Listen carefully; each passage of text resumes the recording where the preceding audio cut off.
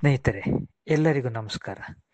ಯಾವುದೇ ಕ್ಷೇತ್ರದಲ್ಲಿ ಯಶಸ್ಸು ಗಳಿಸಲು ಮುಂದೆ ಗುರಿ ಇರಬೇಕು ಮತ್ತು ಹಿಂದೆ ಗುರು ಇರಬೇಕು ಎಂಬುದು ವಿಶ್ವವಾಣಿ. 2025ನೇ ಸಾಲಿನಲ್ಲಿ ಮೊಟ್ಟ ಮೊದಲಿಗೆ ಜರುಗಿದ ಖೋ ವಿಶ್ವಕಪ್ ಪಂದ್ಯಾವಳಿಯಲ್ಲಿ ಮಹಿಳೆಯರ ವಿಭಾಗದಲ್ಲಿ ವಿಜೇತರಾದ ಭಾರತ ತಂಡದಲ್ಲಿ ದಕ್ಷಿಣ ಭಾರತದಿಂದ ಪ್ರತಿನಿಧಿಸಿದ ಏಕೈಕ ಆಟಗಾರ್ತಿ ಕುಮಾರಿ ಚೈತ್ರಾರವರ ಸಾಧನೆಯ ಹಿಂದಿನ ಗುರುಗಳ ಸಂದರ್ಶನ ನೋಡೋಣ. ವಿಡಿಯೋ 360 ಚಾನಲ್ಗೆ ಮತ್ತೊಮ್ಮೆ ಸ್ವಾಗತ. ನಮ್ಮಲ್ಲಿ ಮಂಜುನಾಥ್ ಸರ್ ಕೆ ಅವರಿದ್ದಾರೆ. ಅವರು ಈ ಒಂದು ಖೋಖೋಗೆ ಆಯೋಜಕರು, ಪ್ರತಿಯೊಂದಕ್ಕೂ ಅವರೇ ಬೆನ್ನೆಲುಬು ಎಲ್ಲ ಮಕ್ಕಳುಗಳಿಗೂ. ಅವ್ರನ್ನ ನಾನು ಈ ಕಾರ್ಯಕ್ರಮಕ್ಕೆ ಸ್ವಾಗತ ಮಾಡ್ತೀನಿ ಸರ್. ನಮಸ್ಕಾರ ಸರ್, ಥ್ಯಾಂಕ್ ಯು ಸರ್. ನನ್ನ ಹೆಸರು ಮಂಜುನಾಥ್ ಕೆ ಅಂತ. ನಾನು ಇಲ್ಲಿ ವಿದ್ಯಾದರ್ಶನ್ ಕಾನ್ವೆಂಟಿನ ಗಣಿತ ಶಿಕ್ಷಕನಾಗಿ ಸುಮಾರು 17 ವರ್ಷದಿಂದ ಕರ್ತವ್ಯ ನಿರ್ವಹಿಸ್ತಿದ್ದೀನಿ. ವೃತ್ತಿಯಲ್ಲಿ ನಾನು ಗಣಿತ ಶಿಕ್ಷಕನಾದ್ರೂ ಪ್ರವೃತ್ತಿಯಲ್ಲಿ ನನಗೆ ತುಂಬಾ ಆಸಕ್ತಿದಾಯಕವಾದ್ದು ಈ ಖೋಖೋ ಆಟ. ಅದನ್ನು ಸಹ ಜೊತೆಯಲ್ಲಿ 15 ವರ್ಷದಿಂದ ನಡ್ಸ್ಕೊಂಡು ಬರ್ತಾ ಇದ್ದೀನಿ. ಎರಡೂ ಸಹ ತುಂಬಾ ಅತ್ಯುತ್ತಮವಾದ ಮಟ್ಟದಲ್ಲಿ ಹೋಗ್ತಾ ಐತೆ. ಹಾಗಾಗಿ ನಿಮ್ಗೆ ಮೊದಲನೇದಾಗಿ ಬಂದಿದ್ದೀರಾ, ತಮಗೆ ಧನ್ಯವಾದಗಳನ್ನ ಅರ್ಪಿಸಕ್ಕೆ ಇಷ್ಟಪಡ್ತೀನಿ ಸರ್. ಧನ್ಯವಾದ, ಥ್ಯಾಂಕ್ ಯು ಸರ್. ಸರ್, ಈಗ ನಮ್ಮಲ್ಲಿ ಒಂದು ಕಾಡ್ತಿರೋ ಒಂದು ಪ್ರಶ್ನೆ ಅಂದ್ರೆ, ಎಲ್ಲೋ ಒಂದ್ ಕಡೆ ದೇಶೀಯ ಕ್ರೀಡಾ ಚಟುವಟಿಕೆಗಳು ಎಲ್ಲೋ ಮೂಲೆ ಗುಂಪಾಗ್ತಾ ಇದೆ ಅಂದಾಗ, ಅದರಲ್ಲೂ ವೃತ್ತಿಯಲ್ಲಿ ನೀವು ದೈಹಿಕ ಶಿಕ್ಷಕರಲ್ಲ, ಆದ್ರೂ ಗಣಿತದಿಂದ ಈ ಕಡೆಗೆ ಬರೋರು ಮುಖ್ಯವಾಗಿ ಒಲವು ಏನದು? ಯಾವ ರೀತಿ ತುಡಿತ ಎಲ್ಲಿಂದ ಸ್ಟಾರ್ಟ್ ಆಯ್ತು ನಿಮ್ಗೆ? ಸರ್, ತುಂಬಾ ಒಳ್ಳೆ ಪ್ರಶ್ನೆ ಇದು. ನಿಜಕ್ಕೂ ಯಾರು ಇದುವರೆಗೂ ಆ ಪ್ರಶ್ನೆ ಕೇಳಿರ್ಲಿಲ್ಲ, ಕೇಳ್ತಾ ಇದ್ದೀರಾ. ನಿಜಕ್ಕೂ ಇದು ಅತ್ಯುತ್ತಮವಾದ ಪ್ರಶ್ನೆ ಸರ್. ನಿಜ ಸರ್, ಇದು ನಮ್ಮ ಭಾರತೀಯ ಅಪ್ಪಟ ಗ್ರಾಮೀಣ ಕ್ರೀಡೆ ಖೋಖೋ. ಈ ಕಬಡ್ಡಿ, ಖೋಖೋ ಇವೆಲ್ಲವೂ ಸಹ ನಮ್ಮ ಭಾರತದ ನೆಲದಲ್ಲಿ ನಮ್ಮ ಸಂಸ್ಕೃತಿಯನ್ನು ಬಿಂಬಿಸುವಂತಹ ಒಂದು ಆಟಗಳು. ಇಂತಹ ಆಟಗಳು ಹೆಚ್ಚು ಕಮ್ಮಿ ನೀವು ಹೇಳ್ದಂಗೆ ತುಂಬಾ ಕೆಳಮಟ್ಟಕ್ಕೆ ಕುಸಿತಾ ಇದೆ. ಅದಕ್ಕೆ ಮೂಲ ಕಾರಣ ನಾವುಗಳೇ ಸಹ, ಅಂದ್ರೆ ಪೋಷಕ ವರ್ಗದರಾಗಿರ್ಬಹುದು, ನಮ್ಮ ವಿದ್ಯಾರ್ಥಿಗಳಾಗಿರಬಹುದು, ಮತ್ತೆ ಉಳಿದಂತೆ ಸಂಘ ಸಂಸ್ಥೆಗಳಾಗಿರ್ಬಹುದು, ಮತ್ತೆ ನಮ್ಮ ಸರ್ಕಾರ, ಇವೆಲ್ಲವೂ ಸಹ ನಮ್ಮ ಈ ಒಂದು ಸ್ಥಳೀಯ ಗ್ರಾಮೀಣ ಕ್ರೀಡೆಗಳನ್ನ ಪ್ರೋತ್ಸಾಹಿಸಿದ್ರೆ ಸ್ವಲ್ಪ ಎಲ್ಲೋ ಹಿಂದೆ ಬಿದ್ದಿತ್ತು ಅಂತ ಕಾಣಿಸುತ್ತೆ. ಬಟ್ ಇತ್ತೀಚೆಗೆ ಪರವಾಗಿಲ್ಲ ಸರ್. ನರೇಂದ್ರ ಮೋದಿ ಅವರು ಖೇಲೋ ಇಂಡಿಯಾ ಅಂತ ಒಂದು ಸ್ಕೀಮ್ ತಂದ್ರು. ಹಾಗಾಗಿ ಈಗ ಸ್ವಲ್ಪ ಚೆನ್ನಾಗಿ ನಡ್ಕೊಂಡು ಹೋಗ್ತಾ ಇದೆ ಗ್ರಾಮೀಣ ಕ್ರೀಡೆಗಳು. ಖೋಖೋ ಅನ್ನೋದು ಒಂದು ಮದರ್ ಗೇಮ್ಸ್. ಎಲ್ಲಾ ಆಟವನ್ನು ಆಡ್ಬೇಕು ಅಂತಂದ್ರೆ ಖೋಖೋ ಆಟ ಆಡಿರೋರು ಯಾವ ಗೇಮ್ ಬೇಕಾದ್ರೂ ಆಡ್ಬೋದು ಸರ್. ಅಂತ ಒಂದು stamina, speed, endurance, technique, discipline, dedication ಪ್ರತಿಯೊಂದನ್ನು ಸಹ ನಾವು ಈ ಒಂದು ಖೋಖೋ ಆಟದಲ್ಲಿ ನಾವು ಕಾಣಬಹುದು. ನೀವ್ ಹೇಳ್ದಂಗೆ ನಾನೊಬ್ಬ ದೈಹಿಕ ಶಿಕ್ಷಣ ಶಿಕ್ಷಕ ಅಲ್ಲ, ಆದ್ರೂ ಗಣಿತ ಟೀಚರ್ ಆಗಿ ಈಗ ಹೇಗೆ ಖೋಖೋ ಬಗ್ಗೆ ಒಲವಾಯ್ತು ಅಂದ್ರೆ, ನಾನು ಸಣ್ಣವನಾಗಿದ್ದಾಗ, ಚಿಕ್ಕವನಾಗಿದ್ದಾಗ ನನಗೂ ತುಂಬಾ ಆಸೆ ಇತ್ತು ಸರ್. ಏನಾದ್ರೂ ಒಂದು ಸಾಧಿಸ್ಬೇಕು. ಸ್ಪೋರ್ಟ್ಸ್ ಅಂದ್ರೆ ತುಂಬಾ ಇಷ್ಟ ಸರ್ ಮೊದಲಿಂದಲೂ. ಬಟ್ ಕಾರಣಾಂತರಗಳಿಂದ ನನಗೆ ಸರಿಯಾದ ಮಾರ್ಗದರ್ಶನ ಮತ್ತೆ ಗುರುಗಳು ಸಿಗದೆ ಇರೋದ್ ಕಾರಣ ನಾನು ಆ ಸಂದರ್ಭದಲ್ಲಿ ಖೋಖೋ ಆಡ್ಬೇಕು ಅಂತ ಅನ್ಕೊಂಡಿದ್ರು ಸಹ ಸರಿಯಾದ ರೀತಿಯಲ್ಲಿ ನನಗೆ ಯಾರು ಸಪೋರ್ಟ್ ಮಾಡ್ಲಿಲ್ಲ. ಹಾಗಾಗಿ ಅದು ಮನಸ್ಸಿನಲ್ಲಿ ಯಾವ್ದೋ ಒಂದು ಮೂಲೆಯಲ್ಲಿ ಕೊರ್ಕೊಂಡು ಹಾಗೆ ಹೋಗ್ತಾ ಇತ್ತು.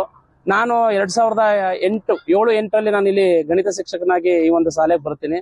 ಬಂದಾಗ ನನಗೆ ಇಲ್ಲಿ ಗಣಿತ ಪಾಠ ಮಾಡ್ಕೊಂಡು ಜೊತೆಗೆ ಸಮಾಜ ಪಾಠ ಮಾಡ್ಕೊಂಡಿದ್ದೆ. ಮಕ್ಕಳು ಇವ್ರಿಗಿಂತ ಸೀನಿಯರ್ ಪ್ಲೇಯರ್ಸ್ ಎಲ್ಲ ಇದ್ರು ಸರ್. ಮಕ್ಕಳಿಗೆ ಒಂದು ಸಣ್ಣ ಪುಟ್ಟ ಆಟಗಳನ್ನು ಆಡಿಸ್ತಾ ಇದ್ದೆ. ಅವರಲ್ಲಿರುವಂತಹ ಪ್ರತಿಭೆ ಅಂದ್ರೆ ಸ್ಪೀಡು, ಈ ಒಂದು ಎಂಡೋರೆನ್ಸ್ ಈ ಆಟದಲ್ಲಿ ಕಾಣಿಸ್ತಾರಿಂದ ಸ್ವಲ್ಪ ಅಥ್ಲೆಟಿಕ್ಸ್ ಕಡೆ ಗಮನ ಕೊಟ್ಟೆ. ನೋಡೋಣ ಯಾವ ಮಟ್ಟದಲ್ಲಿ ಅಥ್ಲೆಟಿಕ್ಸ್ ಇಂಟ್ರೊಡ್ಯೂಸ್ ಮಾಡಿದ್ರೆ ಯಾವ ರೀತಿ ಆಡ್ತಾರೆ ಅಂತ. ಪ್ರಾರಂಭದಲ್ಲಿ ನಮ್ಮ ಸ್ಕೂಲಲ್ಲಿ ದೈಹಿಕ ಶಿಕ್ಷಣ ಶಿಕ್ಷಕರು ಇರಲಿಲ್ಲ ಸರ್. ಆ ಕೊರತೆ ತುಂಬಾ ಇತ್ತು ಪ್ರಾರಂಭದಲ್ಲಿ. 2007ರಿಂದ ಇಲ್ಲಿವರೆಗೂ ಯಾವುದೇ ದೈಹಿಕ ಶಿಕ್ಷಣ ಶಿಕ್ಷಕರಿಲ್ಲ. ಹಾಗಾಗಿ ನೋಡೋಣ ನಾವು ಸ್ವಲ್ಪ ಮಕ್ಕಳಿಗೆ ಒಂದು ಸಣ್ಣ ಪುಟ್ಟ ಆಟಗಳನ್ನ ಆಡಿಸಿ ಅಥ್ಲೆಟಿಕ್ಸ್ ನಲ್ಲಿ ಭಾಗವಹಿಸೋದ್ರಿಂದ ಏನಾದ್ರೂ ಮಕ್ಕಳಲ್ಲಿ ಒಂದು ವಿಭಿನ್ನವಾದ ಒಂದು ಕಲಿಕಾ ಸಾಮರ್ಥ್ಯ ಬೆಳೆಯುತ್ತೆ ನೋಡೋಣ ಅಂದ್ಬಿಟ್ಟು ನಾನೇನ್ ಮಾಡಿದೆ, ಆ ಒಂದು ಇದರಲ್ಲಿ ತೊಡಗಿಸ್ಕೊಂಡೆ. ನಮ್ಮ ಅದೃಷ್ಟನೋ ಅಥವಾ ಮಕ್ಕಳ ಒಂದು ಎಫರ್ಟ್ ಏನೋ ಗೊತ್ತಿಲ್ಲ, ಆ ಒಂದು ವರ್ಷ ಸ್ಟೇಟ್ ವರ್ಗು ಅಥ್ಲೆಟಿಕ್ಸ್ ನಲ್ಲಿ 4 ಮಕ್ಕಳು ಹೋಗಿದ್ರು.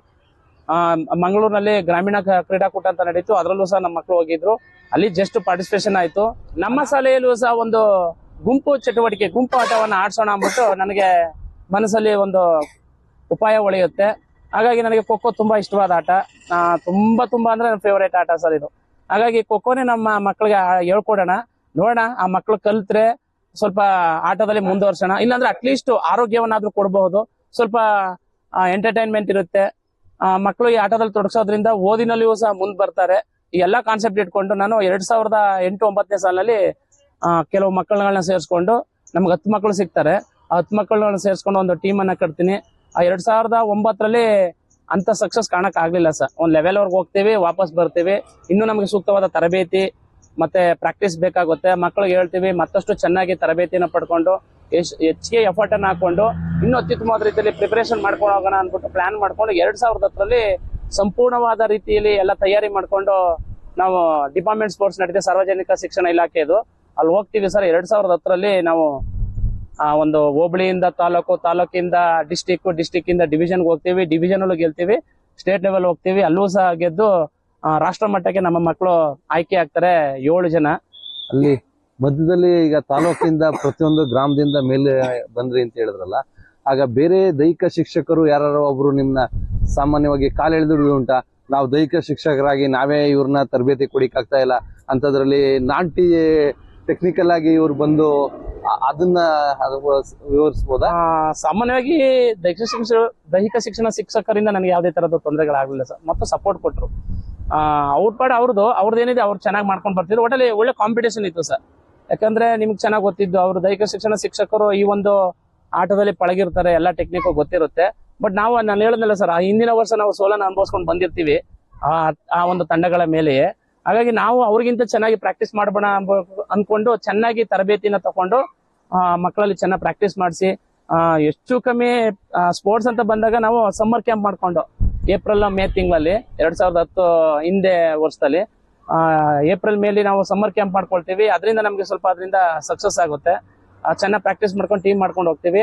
ಅದೇ ಎಲ್ಲರೂ ನೀವ್ ಹೇಳ್ದಂಗೆ ಸ್ವಲ್ಪ ನಿಬ್ಬೆರಗಾಗ್ತಾರೆ, ಹೆಂಗ್ ಸಾಧ್ಯ ಇದು ಇಷ್ಟು ಮಟ್ಟಿಗೆ ಟೀಮ್ ಚೆನ್ನಾಗಿ ಬಂದಿದೆಯಲ್ಲ, ಕುರ್ಬು ಟೀಮ್ ಇಷ್ಟು ಚೆನ್ನಾಗಿದ್ಯಾ, ಅಲ್ಲಿಂದ ನೋಟೆಡ್ ಆಗುತ್ತೆ ಸರ್. 2010ರಲ್ಲಿ ಶುರುವಾಗಿದ್ದು ನಮ್ಮ ಒಂದು ಖೋಖೋ ಜೈತ್ರ ಯಾತ್ರೆ ಈಗ ಇಲ್ಲಿವರೆಗೂ ಸಹ ತುಂಬಾ ಅತ್ಯುತ್ತಮವಾಗಿ ನಡ್ಕೊಂಡು ಬರ್ತಾ ಇದೆ. ಸೀನಿಯರ್ಸ್ ಗಳೆಲ್ಲರೂ ಸಹ ಕೆಲವು ಬಿಟ್ಟಿದ್ದಾರೆ, ಅವರ ಮದುವೆ ಆಗಿದೆ, ಕೆಲವರು ಕೆಲಸಕ್ಕೆ ಇದಾದ್ರು. ಇನ್ನು ಉಳಿದವ್ರು ಜೂನಿಯರ್ಸ್ ಅವ್ರು ಮುಂದುವರ್ಸ್ಕೊಂಡು ಬಂದ್ರು. ಅದ್ರ ಜೊತೆಗೆ ಈ ಸಬ್ ಜೂನಿಯರ್ಸ್ ಗಳೆಲ್ಲ ಇದ್ರು, ಜೂನಿಯರ್ಸ್ ಇಂದ ಸೀನಿಯರ್ಸ್ ಆದ್ರು. ಇವತ್ತೇನ್ ಚೈತ್ರ ವರ್ಲ್ಡ್ ಕಪ್ ನಲ್ಲಿ ಭಾಗವಹಿಸಿ ದಕ್ಷಿಣ ಭಾರತದ ಏಕೈಕ ಕ್ರೀಡಾಪಟುವಾಗಿ ಹೆಸರನ್ನ ಮಾಡಿದರು. ಇದ್ರ ಹಿಂದೆ ಮೋನಿಕಾ ಅವರು ಸಹ ಏಷ್ಯನ್ ಗೇಮ್ ನಲ್ಲಿ ಭಾಗವಹಿಸಿದ್ದಾರೆ, ಭಾರತ ತಂಡವನ್ನ ಪ್ರತಿನಿಧಿಸಿ ಚಿನ್ನದ ಪದಕವನ್ನು ಪಡ್ಕೊಳ್ತಾರೆ. ಅದಕ್ಕಿಂತ ಹಿಂದೆ 2016ರಲ್ಲಿ ಮೇಘಾ ಮತ್ತೆ ವೀಣಾ ಅನ್ನೋರು ಸಾಫ್ಟ್ ಗೇಮ್ ನಲ್ಲಿ ಸಹ ಭಾರತ ತಂಡವನ್ನ ಪ್ರತಿನಿಧಿಸಿ ಅಲ್ಲಿಯೂ ಸಹ ಚಿನ್ನದ ಪದಕವನ್ನ ತಂದು ಕೊಡ್ತಾರೆ. ಬಹಳ ಹೆಮ್ಮೆ ತರುವಂತಹ ವಿಷಯ. ಪ್ರಸ್ತುತ ದಿನಗಳವರೆಗೆ ನೀವು ಎಷ್ಟು ಜನನ ನ್ಯಾಷನಲ್ ಲೆವೆಲ್ಗೆ ಇಂಟರ್ನ್ಯಾಷನಲ್ ಲೆವೆಲ್ಗೆ ನಿಮ್ಮ ಒಂದು ಸ್ಟೂಡೆಂಟ್ ನ ಕಳಿಸಿದಿರಿ? ಸರ್, ಇಂಟರ್ನ್ಯಾಷನಲ್ ಲೆವೆಲ್ ಅವ್ರಿಗೆ 5 ಮಕ್ಕಳು ಆಡಿದ್ದಾರೆ ಸರ್. ಇನ್ನು ನ್ಯಾಷನಲ್ ಲೆವೆಲ್ ನಮ್ಮ ರಾಷ್ಟ್ರೀಯ ತಂಡಕ್ಕೆ ರಾಜ್ಯ ತಂಡವನ್ನ ರಾಷ್ಟ್ರ ಮಟ್ಟದಲ್ಲಿ ಪ್ರತಿನಿಧಿಸಕ್ಕೆ ಸುಮಾರು 100ಕ್ಕಿಂತ ಹೆಚ್ಚು ಮಕ್ಕಳು ಭಾಗವಹಿಸಿದ್ದಾರೆ ಸರ್. 120 ಹೆಣ್ಣು ಗಂಡು ಮಕ್ಕಳೆಲ್ಲ ಸೇರಿಸಿ ಈಗಲೂ ಸಹ ಕಂಟಿನ್ಯೂಟಿ ಆಗ್ತಾ ಇದೆ. ಇನ್ನು ಚಿಕ್ಕ ಮಕ್ಕಳೆಲ್ಲ ಜಾಯ್ನ್ ಆಗಿದ್ದಾರೆ, ಅವರು ಸಹ ಚೆನ್ನಾಗಿ ಪ್ರಾಕ್ಟೀಸ್ ಮಾಡ್ತಾ ಇದ್ದಾರೆ. ಈ ವರ್ಷ ಇಂಚರ ಅಂತ ಒಂದು ಹುಡುಗಿ ಇದೆ, ಸಬ್ ಜೂನಿಯರ್ ಹುಡುಗಿ. ಆ ಹುಡುಗಿನೂ ಸಹ ಈ ವರ್ಷನೇ 4ಗಿಂತ ಹೆಚ್ಚಾಗಿ ನ್ಯಾಷನಲ್ಸ್ ಲೆವೆಲ್ ಮ್ಯಾಚಸ್ ಗಳೆಲ್ಲ ಆಡ್ತು, ಟೂರ್ನಮೆಂಟ್ ಗಳೆಲ್ಲ ಹೋಗಿದ್ ಬಂದ್ಲು. ಅಲ್ಲಿಯೂ ಸಹ ಒಳ್ಳೆ ಹೆಸರನ್ನ ಮಾಡ್ಕೊಂಡು ಬಂದಿದೆ. ಮುಂದೆ ಆ ಮಗುನು ಸಹ ಅತ್ಯುತ್ತಮವಾದ ಸಾಧನೆ ಮಾಡ್ತಾಳೆ ಅನ್ನೋ ನಂಬಿಕೆ ನನಗಿದೆ ಸರ್. ಅವರಲ್ಲಿ ಗೆಲ್ಬೇಕು ಅನ್ನೋ ಒಂದು ಹುಮ್ಮಸ್ಸಿರುವಾಗ ನೀವು ಅದನ್ನ ಸರಿಯಾದ ದಾರಿಯಲ್ಲಿ ನೀವು ಗುರಿ ಇಟ್ಟು ತೋರಿಸ್ಕೊಡ್ತೀರಾ. ಆದ್ರೆ ಒಂದು ತಿಂಗಳಾನ್ಗಟ್ಲೆ ಹೆಣ್ಮಕ್ಳಾಗ್ಲಿ ಅಥವಾ ಗಂಡ್ ಮಕ್ಳಾಗ್ಲಿ ಅವ್ರು ಓದನ್ನ ವಿದ್ಯಾಭ್ಯಾಸಕ್ಕೆಲ್ಲೂ ತೊಂದರೆ ಆಗ್ಲಿಲ್ವಾ? ಅಥವಾ ಅವ್ರ ಮನೆಯವ್ರನ್ನ ನೀವೇನಾರ ಕನ್ವಿನ್ಸ್, ಈಗ ಚೈತ್ರ ಫಾರ್ ಎಕ್ಸಾಂಪಲ್ ಅವರು ನಾನೆಲ್ಲೋ ಒಂದು ನ್ಯಾಷನಲ್ ಪ್ಲೇಯರ್ ಆಗ್ಬೇಕು ಅನ್ನೋ ಮಟ್ಟಕ್ಕೆ ಹೋದಾಗ ಕೆಲವರು ಮಕ್ಳನ್ನ ನಾನು ಕಳ್ಸಲ್ಲಪ್ಪ ತಿಂಗಳಾನ್ಗಟ್ಲೆ ಅಂದಾಗ ನೀವು ಅವ್ರ ತಂದೆ ತಾಯಿನ ಯಾವ ರೀತಿ ಕನ್ವಿನ್ಸ್ ಮಾಡ್ತೀರಾ? ಯಾಕೆಂದ್ರೆ ಒಳ್ಳೆ ಪ್ಲೇಯರು ನಮ್ಮ ದೇಶಕ್ಕೆ ಆಡೋದೇ ಒಂದು ಶುಭ, ಒಳ್ಳೇದಾಗ್ಲಿ ಅಂತ. ಬಟ್ ಅಲ್ಲಿ ಅವರು ಹಣಕಾಸಿನ ಪರಿಸ್ಥಿತಿ, ಆರ್ಥಿಕ ಪರಿಸ್ಥಿತಿ ಇವೆಲ್ಲ ನೋಡಿದಾಗ ನಿಮ್ಮ ಕೈಯಿಂದ ಹಾಕಿರೋದು ಉಂಟಾ ಆ ತರದ್ದು ಯಾವ್ದಾರ? ಸರ್, ಪ್ರಾರಂಭದಲ್ಲಿ ನೀವ್ ಹೇಳ್ದಾಗೆ ತುಂಬಾ ಅಡಚಣೆಗಳು ಬೇಕಾದಷ್ಟು ಆಗಿದೆ. ಯಾವಾಗ್ಲೂ ನಾವು ಅನ್ಕೊಂಡಾಗ ಅಷ್ಟು ಸುಲಭವಾಗಿ ಸಕ್ಸಸ್ ಅನ್ನ ಯಾಕಂದ್ರೆ ಈ ಆಟಕ್ಕೆ ಸ್ಪಾನ್ಸರ್ಸ್ ತುಂಬಾ ಕಡಿಮೆ. ಹೌದೌದು ಸರ್, ಹೌದೌದು, ನಿಜ, 100% ಸತ್ಯ. ಓದಿನಲ್ಲಿ ನಮ್ಮ ಮಕ್ಕಳು ಯಾರು ಹಿಂದುಳಿಯಕ್ ಆಗ್ಲಿಲ್ಲ. ಯಾಕಂದ್ರೆ ನಾನು ಒಬ್ಬ ಸಬ್ಜೆಕ್ಟ್ ಟೀಚರ್ಸ್ ಆದ್ರಿಂದ ಫಸ್ಟ್ ಪ್ರಿಫರೆನ್ಸ್ ಓದೋದಕ್ಕೆ. ನೀವು ಹೊರಗಡೆ ಹೋಗಿ ಆಟ ಆಡ್ಬೇಕು ಅಂದ್ರೆ ನಾವೇನೇ ವರ್ಕ್ ಕೊಟ್ಟಿದ್ರು ಪರೀಕ್ಷೆಗಳಲ್ಲಾಗಿರ್ಬೋದು ಚೆನ್ನಾಗಿ ಓದ್ಕೊಂಡು ಬಂದು ಎಕ್ಸಾಮ್ ಮಾಡ್ಬೇಕು. ಹಂಗಿದ್ರೆ ನಿಮ್ನ ಆಟ ಆಡಿಸ್ತೀನಿ, ಇಲ್ಲಾಂದ್ರೆ 1-2 ದಿನ ಈಚೆ ನಿಲ್ಲಿಸ್ತೀನಿ ಅಂತಂದ್ರೆ ಆ ಮಕ್ಳು ಆ ಬೈಕ್ ಆದ್ರೂ ಸರಿ ಕೊನೆಗೆ ನಾನು ಚೆನ್ನಾಗಿ ಆಡ್ಬೇಕು, ನಾನು ಸ್ಪೋರ್ಟ್ಸ್ ಅಲ್ಲಿ ಮುಂದುವರಿಬೇಕನ್ನ ಉದ್ದೇಶ ಇಟ್ಕೊಂಡು ಮಕ್ಕಳೆಲ್ಲ ಚೆನ್ನಾಗಿ ಓದ್ಕೊಂಡು ಬರ್ತಿದ್ರು. ಈಗ ಎಲ್ಲಾ ಮಕ್ಕಳು ಸಹ ಓದಂತ ಮಕ್ಕಳೇ ಸಹ. ಆಮೇಲೆ ಇನ್ನೊಂದೇನಪ್ಪಾ ಅಂತಂದ್ರೆ ನಾವು ಚೆನ್ನಾಗಿ ಓದಿ ಪಾಸ್ ಮಾಡ್ಕೊಂಡು ಹೋದ್ರೆ ಸ್ಪೋರ್ಟ್ಸ್ ಕಂಟಿನ್ಯೂಟಿ ಆಗುತ್ತೆ. ಸಪೋಸ್ ಏನಾದ್ರು ನಾವು ಬ್ರೇಕಪ್ ಆಯ್ತು ಎಜುಕೇಶನ್ ಅಲ್ಲಿ ಅಂದ್ರೆ ನಾನು ಸ್ಪೋರ್ಟ್ಸ್ ಕಂಟಿನ್ಯೂ ಮಾಡಕ್ಕಾಗಲ್ಲ, ಮನೇಲಿ ಸ್ವಲ್ಪ ಕಲ್ಸಲ್ಲ. ನೀವು ಪ್ರೈಮರಿಯಿಂದ ಹೈಸ್ಕೂಲ್ ಇಂದ PU ಕಾಲೇಜ್, PU ಆದ್ಮೇಲೆ ಡಿಗ್ರಿ ಮತ್ತೆ ಹೈಯರ್ ಎಜುಕೇಶನ್ ಈ ತರ ಕಂಟಿನ್ಯೂಟಿ ಮಾಡ್ಕೊಂಡು ಹೋದ್ರೆ ನಿಮ್ಗೆ ಸ್ಪೋರ್ಟ್ಸ್ ಅದರಿಂದನೇ ಬರ್ತಾ ಇರ್ತದೆ. ಹಾಗಾಗಿ ಎಜುಕೇಶನ್ ಮತ್ತೆ ಸ್ಪೋರ್ಟ್ಸ್ ಎರಡು ಒಂದೇ ನಾಣದ 2 ಮುಖಗಳು ಸಹ. ಒಂದೊಂದೊಂದೊಂದು ಬಿಟ್ಟಿರೋದಿಲ್ಲ ಅಂತಾರಲ್ಲ, ಅದು ಈ ಮಕ್ಕಳೇ ಸಾಕ್ಷಿ. ಎರಡನ್ನೂ ಚೆನ್ನಾಗಿ ಬ್ಯಾಲೆನ್ಸ್ ಮಾಡ್ಕೊಂಡು ಹೋದ್ರು. ನಮ್ಗೆ ಅದೇನು ತೊಂದರೆ ಆಗ್ಲಿಲ್ಲ ಸರ್. ಇನ್ನು ಹಣಕಾಸಿನ ವಿಷಯದಲ್ಲಿ ಬಂದಾಗ ತಂದೆ ತಾಯಂದ್ರು ಸಹಕಾರ ಎಲ್ಲ ಚೆನ್ನಾಗಿತ್ತು. ಹಣಕಾಸು ವಿಷಯದಲ್ಲಿ ಸ್ವಲ್ಪ ನಮ್ಗೆ ಪ್ರಾಬ್ಲಮ್ ಆಗಿದ್ದುಂಟು ಸರ್. ಪ್ರಾರಂಭದಲ್ಲಿ ನಮ್ಗೆ ಯಾವುದೇ ತರದ್ದು ಹಣಕಾಸು ಸಿಕ್ತಿರ್ಲಿಲ್ಲ. ಕೊನೆಗೆ ನಾವು ನಮ್ಮ ಕರ್ನಾಟಕ ರಾಜ್ಯ ಖೋಖೋ ಅಸೋಸಿಯೇಷನ್ ಅವರು ನಮ್ನ ಅನ್ನೋದ್ರಲ್ಲಿ ಬಂದು ಈಗ ಹೇಳ್ತಾರೆ ನಟರಾಜ್ ಸರ್ ಅಂತ, ನೀವು ಬರೀ ಸ್ಕೂಲ್ ಟೀಮೇ ಆಡ್ಕೊಂಡಿದ್ರೆ ಅಷ್ಟಕ್ಕೆ ಸೀಮಿತ ಆಗೋಯ್ತೀರಾ. ಕ್ಲಬ್ ಟೂರ್ನಮೆಂಟ್ ಗಳು ಆಡ್ತು ಅಂತಂದ್ರೆ ಮಕ್ಕಳ ಬೆಳವಣಿಗೆ ನೀವು ಇನ್ನೂ ಅದ್ಭುತ ಕಾಣಬಹುದು, ಆ ಮಕ್ಕಳಿಗೂ ಒಳ್ಳೇದಾಗುತ್ತೆ ಅಂತ ಹೇಳ್ತಾರೆ. ಹಾಗಾಗಿ ನಾವು ನಮ್ಮ ಸುರೇಶ್ ಸರ್ ಅವರು ಮೈಸೂರವರು, ಅವರ ಕಾವೇರಿ ಕಪಿಲ ಸ್ಪೋರ್ಟ್ಸ್ ಕ್ಲಬ್ಗೆ ನಾವು ನಮ್ಮ ಮಕ್ಕಳನ್ನ ಜಾಯಿನ್ ಮಾಡಿಸ್ತೀವಿ. ಅಲ್ಲಿ ಆಡಕ್ ಶುರು ಮಾಡಾದ್ಮೇಲೆ ನಾವು ಕೆಲವೊಂದು ಟೂರ್ನಮೆಂಟ್ ಗಳು ಆಡಕ್ ಶುರು ಮಾಡ್ತೀವಿ ಸರ್, ಹೊರಗಿನ ಟೂರ್ನಮೆಂಟ್ಗಳು. ಆ ಟೂರ್ನಮೆಂಟ್ ಆಡದಾಗಿಂದ ನಮ್ಗೆ ಏನಾಗ್ತದೆ ಅಂತಂದ್ರೆ ಟೂರ್ನಮೆಂಟ್ಗೆ ಹೋದ್ರೆ ಪ್ಲೇಸ್ ಮಾಡಿ ಅದ್ರಲ್ಲಿ ಬರುವಂತ ಹಣವನ್ನ ಈ ಮಕ್ಕಳುಗಳಿಗೆ ಡ್ರೆಸ್ಗಳಾಗಿರ್ಬೋದು, ಕಲರ್ಸ್ಗಳು, ಮತ್ತೆ ಶೂ ಆಗಿರ್ಬೋದು, ಮತ್ತೆ ಹೋಗ ಬರೋದಕ್ಕೆಲ್ಲ ಖರ್ಚು ವೆಚ್ಚಗಳು, ಮತ್ತೆ ಕೆಲವು ಮಕ್ಕಳಿಗೆ ಆರ್ಥಿಕವಾಗಿ ಸ್ಕೂಲ್ಗಳಲ್ಲಿ ಕಾಲೇಜ್ಗಳಲ್ಲಿ ಫೀಸ್ ಕಟ್ಟದೇ ಇರೋದಕ್ಕೆ ಇದೆಲ್ಲದಕ್ಕೂ ಸಹ ಯೂಸ್ ಆಗ್ತಾ ಹೋಗುತ್ತೆ. ಯಾವಾಗ ಈ ಮಕ್ಕಳ ಬೆಳವಣಿಗೆ ಆಗುತ್ತೋ ನಮ್ಮ ಕರ್ನಾಟಕ ಸ್ಟೇಟ್ ಖೋ ಅಸೋಸಿಯೇಷನ್ ಇಂದ ಮುಕುಂದ್ ಸರ್ ಅಂತ ಈಗಿಲ್ಲ ಸರ್, ಅವರು 2 ವರ್ಷ ಸತತವಾಗಿ ನಮ್ಮ ಮಕ್ಕಳುಗಳಿಗೆ ಸ್ಕೂಲ್ ಫೀಸು ಸಹ ಕಟ್ಕೊಡ್ತಾರೆ. ಸುಮಾರು 60,000 ಅಷ್ಟು 2 ವರ್ಷನೂ ಸಹ ಎಲ್ಲಾ ಮಕ್ಕಳಿಗೂ ಹೈಸ್ಕೂಲ್ ಪ್ರೈಮರಿ ಮಕ್ಕಳಿಗೆ ಅನುಕೂಲ ಆಗ್ಲಿ ಅನ್ಬಿಟ್ಟು ಅವರು ಸಹ ವ್ಯವಸ್ಥೆ ಮಾಡ್ಕೊಡ್ತಾರೆ. ತುಂಬಾ ನಮ್ಗೆ ಸಪೋರ್ಟ್ ಸುಮಾರು ಜನ ಮಾಡಿದೆ ಸರ್. ಈ ಟೈಮಲ್ಲಿ ಅವರೆಲ್ಲರನ್ನೂ ನೆನಪಿಸ್ಕೋಬೇಕು ಮತ್ತೆ ಹೊಂದಿಸ್ಬೇಕು ಸರ್. ಅವರೆಲ್ಲರ ಸಹಕಾರದಿಂದನೇ ಇವತ್ತು ನಾವು ಈ ಮಟ್ಟಕ್ಕೆ ಬೆಳೆದ್ ಬಂದಿದ್ದೀವಿ. ಮತ್ತೆ ನೀವ್ ಹೇಳ್ದಂಗೆ ಸ್ಪಾನ್ಸರ್ಗಳು ತೀರಾ ಕಡಿಮೆ ಸರ್ ಈ ಒಂದು, ಯಾಕಂದ್ರೆ ನೀವೇ ಹೇಳಿದ್ರಿ ಸ್ಟಾರ್ಟಿಂಗ್ ಗ್ರಾಮೀಣ ಕ್ರೀಡೆ ಯಾರು ಇದಕ್ಕೆ ಸ್ಪಾನ್ಸರ್ ಮಾಡಕ್ಕೆ ಇಷ್ಟಪಡೋದಿಲ್ಲ. ಆದ್ರೆ ನಮ್ಮಲ್ಲಿ ಕೈಲಾಸ್ ಮೂರ್ತಿ ಅಂತ ಇದ್ದಾರೆ, ಅವರು ಕೃಷಿ ಚಟುವಟಿಕೆಯಲ್ಲಿ ತೊಡಗಿರೋರು, ಅವರು ಸಹ ಸುಮಾರು ವರ್ಷ ನಮ್ಗೆ ಮಕ್ಕಳುಗಳಿಗೆ ಕೆಲವೊಂದು ವಿಷಯದಲ್ಲಿ ಸ್ಪಾನ್ಸರ್ಗಳು ಮಾಡಿದ್ದಾರೆ. ಕೆಲವರು ಮಾಡಿದರೆ ಸಹ ಕಾಣದ ಕೈಗಳು ಅಂತಾರಲ್ಲ ಆ ತರ ಮಾಡಿದ್ದಾರೆ.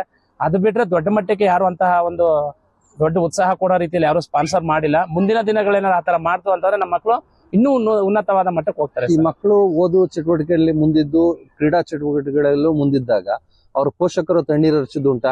ಇದೇನೆ ಆಟ ಆಡ್ತಾ ಇದೀರಾ, ಇದೇನು ನಮ್ಗೆ ನಾಳೆ ದಿನ ಗೌರ್ಮೆಂಟ್ ಕೆಲಸ ಸಿಗುತ್ತಾ, ಏನಿದು ಯಾಕೆ ಏನು ಅಂದಿರೋದು ಏನಾರ ಉಂಟಾ ಆ ತರದ್ದು? ನಿಜ ಸರ್. ಸ್ಟಾರ್ಟಿಂಗು ಮಾಮೂಲಿ ಪೇರೆಂಟ್ಸ್ ಬರದೇ ಇದ್ರು ಯಾರಾದ್ರೂ ಹೇಳಿಕೆ ಮಾತು ಅನ್ನೋದು ಇರುತ್ತಲ್ಲ ಸರ್. ಯಾಕಂದ್ರೆ ಈಗಿನ ಕಾಲದಲ್ಲಿ ಗೊತ್ತಿದೆಯಲ್ಲ, ಹಳ್ಳಿಗಳಲ್ಲಿ ಸ್ವಲ್ಪ ಕಷ್ಟ ಇದೆ ಆ ಒಂದು ವಿಷಯದಲ್ಲಿ.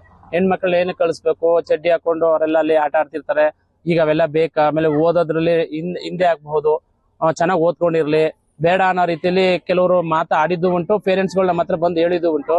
ಅವಾಗ ನಾನು ಹೇಳಿದ್ದು, ಬೇರೆಯವರ ಹೇಳಿಕೆ ಮಾತನ್ನ ಕೇಳೋದಕ್ಕಿಂತ ಹೆಚ್ಚಾಗಿ ನಿಮ್ಮ ಮಕ್ಕಳನ್ನ ನೀವು ನಂಬಿ. ಈಗ ಅವಳು ಚೆನ್ನಾಗಿ ಓದ್ಕೊಂಡು ಚೆನ್ನಾಗಿ ಆಟ ಆಡ್ಕೊಂಡು ಎರಡರಲ್ಲೂ ಹೆಸರು ಮಾಡ್ಕೊಂಡು ಹೋಗ್ತಾಳೆ. ಸಪೋಸ್ ನಿಮ್ಗೆ ಏನಾದ್ರು ಓದೋದ್ರಲ್ಲಿ ಹಿಂದೆ ಬಿದ್ದು ಅವ್ರೇನಾದ್ರೂ ಫೇಲ್ ಆಗ್ತು ಅಥವಾ ಅದ್ರಲ್ಲಿ ತುಂಬಾ ತೀರಾ ಕೆಳಮಟ್ಟಕ್ಕೆ ಇಳಿತು ಅಂತಂದಾಗ ಅವಾಗ ಬೇಕಾದ್ರೆ ನೀವು ನಿಮ್ಮ ಮಕ್ಕಳನ್ನ ಬೇಕಾದ್ರೆ ಸ್ಪೋರ್ಟ್ಸ್ ಇಂದ ಬಿಡಿಸ್ಕೊಳ್ಳಿ. ಫಸ್ಟ್ ನೀವು ಬಿಟ್ಟು ನೋಡಿ, ನಿಮ್ ಮಗುವಿನ ಬೆಳವಣಿಗೆ ನೋಡಿ. ಏನಾದ್ರೂ ಸಕ್ಸಸ್ ಆಗ್ಲಿಲ್ಲ ಅಂದ್ರೆ ಅವಾಗ ನೀವ್ ಹೇಳ್ದಂಗೆ ನಾನು ಕಳಿಸ್ಕೊಡ್ತೀನಿ ಅಂತ ಹೇಳ್ದೆ. ಆದ್ರೆ ಆ ರೀತಿ ಯಾವ್ದೋ ಸಮಸ್ಯೆಗಳಾಗ್ಲಿಲ್ಲ. ಚೆನ್ನಾಗಿ ಓದ್ಕೊಂಡು ಎಲ್ಲರೂ ಸಹ ಪೇರೆಂಟ್ಸ್ಗಳು ತುಂಬಾ ಸಪೋರ್ಟ್ ಮಾಡ್ಕೊಂಡು ಹೋದ್ರು. ಇವತ್ತು ಈ ಮಟ್ಟಕ್ಕೆ ಹೋಗ್ತಾ ಇದೆ. ಈ ಜೂನಿಯರ್ಸ್ ಗಳಿಗೆ ಯಾರು ರೋಲ್ ಮಾಡ್ಲು ಅನ್ನೋಂಗೆ ನಿಮ್ಮ ಸ್ಟೂಡೆಂಟ್ಗಳು ಎಷ್ಟು ಜನ ನ್ಯಾಷನಲ್ ಅಥವಾ ಇಂಟರ್ನ್ಯಾಷನಲ್ ತಗೊಂಡು ಅದರಿಂದ ಗೌರ್ಮೆಂಟ್ ಕೆಲಸ ತಗೊಂಡಿರೋರು ಎಷ್ಟು ಜನ ಇದೆ ಸರ್? ಈಗ ನಮ್ಮ ಕರ್ನಾಟಕ ಸರ್ಕಾರನೂ ಸಹ 2% ಇದ್ದದ್ನ ಸ್ಪೋರ್ಟ್ಸ್ ಕೋಟಾಗೆ 3% ಮಾಡಿದ್ದಾರೆ. ಅದು ತುಂಬಾ ಖುಷಿ ಪಡುವಂತಹ ವಿಷಯ. ಖೋಖೋನು ಸಹ ಅದ್ರಲ್ಲಿ ಆಡ್ ಆಗಿದೆ. 3% ಸ್ಪೋರ್ಟ್ಸ್ ಕೋಟಾದಲ್ಲಿ ಕೆಲಸ ತಗೋಬಹುದು, ತುಂಬಾ ಈಸಿಯಾಗಿ ತಗೋಬಹುದು. ಚೆನ್ನಾಗಿ ಆಟ ಆಡಿ ನಾವು ಓದಕ್ಕೆ ಎಷ್ಟು ಪ್ರಾಮುಖ್ಯತೆ ಕೊಡ್ತೀವಿ, ಸ್ಪೋರ್ಟ್ಸ್ ಅಷ್ಟೇ ಕೊಟ್ರೆ ಆರಾಮಾಗಿ ಮಕ್ಕಳು ತಗೋಬಹುದು. ಈಗ ನಮ್ಮಲ್ಲಿ ಸುಮಾರು ಜನ ಮಕ್ಕಳು ಹೋಗಿದ್ದಾರೆ ಸರ್. ಅದ್ರಲ್ಲಿ ತುಂಬಾ ಅತ್ಯುತ್ತಮವಾದ ಉದಾಹರಣೆ ಅಂದ್ರೆ ಮೇಘ ಅಂತ ಮತ್ತೆ ವೀಣಾ ಅಂತ. ಅವರೆಲ್ಲ ಡಿಗ್ರಿ ಮುಗಿಸಿದ್ರು ಇದೇ ಸ್ಪೋರ್ಟ್ಸ್ ಕೋಟಾದಲ್ಲಿ. ಅಂದ್ರೆ ನಮ್ಮ ಖೋಖೋ ಆಡ್ಕೊಂಡೆ ನ್ಯಾಷನಲ್ಸ್ ಇಂಟರ್ನ್ಯಾಷನಲ್ಸ್ ಆಡಿ ಈಗ ಅವರು ಸ್ಪೋರ್ಟ್ಸ್ ಕೋಟಾದಲ್ಲಿ ಪೋಸ್ಟಲ್ ಡಿಪಾರ್ಟ್ಮೆಂಟ್ ಅಲ್ಲಿ ಜಾಬ್ ತಗೊಂಡಿದ್ದಾರೆ. ಒಬ್ರು ಬೆಂಗಳೂರಲ್ಲಿ ಇದ್ದಾರೆ, ಮೇಘ ಅವರು ಮ್ಯಾರೇಜ್ ಆಗಿದೆ, ಗೇಮ್ ಬಿಟ್ಟಿದ್ದಾರೆ, ಅದ್ರಲ್ಲಿ ಕೆಲಸ ಆಗಿದೆ. ಇನ್ನೊಬ್ರು ವೀಣಾ ಅಂತ, ಅವರು ಸಹ ಇದು ಸ್ಪೋರ್ಟ್ಸ್ ಕೋಟಾದಲ್ಲಿ ಪೋಸ್ಟಲ್ ಡಿಪಾರ್ಟ್ಮೆಂಟ್ ಅಲ್ಲಿ ಮೈಸೂರು ಸರ್ಪತಿಪುರಂ ಅಲ್ಲಿ ವರ್ಕ್ ಮಾಡ್ತಿದ್ದಾರೆ. ಈಗಲೂ ಆಟ ಆಡ್ತಾ ಇದ್ದಾರೆ ಸರ್. ಪ್ರಾಕ್ಟೀಸ್ ಮಾಡ್ಕೊಂಡು ಈಗಲೂ ಆಡ್ಕೊಂಡು ಹೋಗ್ತಾ ಇದ್ದಾರೆ. ಮತ್ತೆ ಈಗ ತಾನೇ ರೀಸೆಂಟ್ ಆಗಿ ರೈಲ್ವೆ ಡಿಪಾರ್ಟ್ಮೆಂಟ್ ಸ್ಪೋರ್ಟ್ಸ್ ಕೋಟಾದಲ್ಲಿ ಕಾಲ್ ಮಾಡಿದ್ರು ಸರ್ ರೈಲ್ವೇಸ್ಗೆ. ಅಲ್ಲಿಗೂ ಸಹ ನಮ್ಮ 5 ಮಕ್ಕಳು ಹೋಗಿದ್ ಬಂದಿದ್ದಾರೆ. ಅದರಲ್ಲಿ ಕೆಲವರು ಸೆಲೆಕ್ಷನ್ ಆಗ್ತಾರೆ ಅನ್ನೋ ಒಂದು ಶುಭ ಸೂಚನೆ ಬಂದಿದೆ.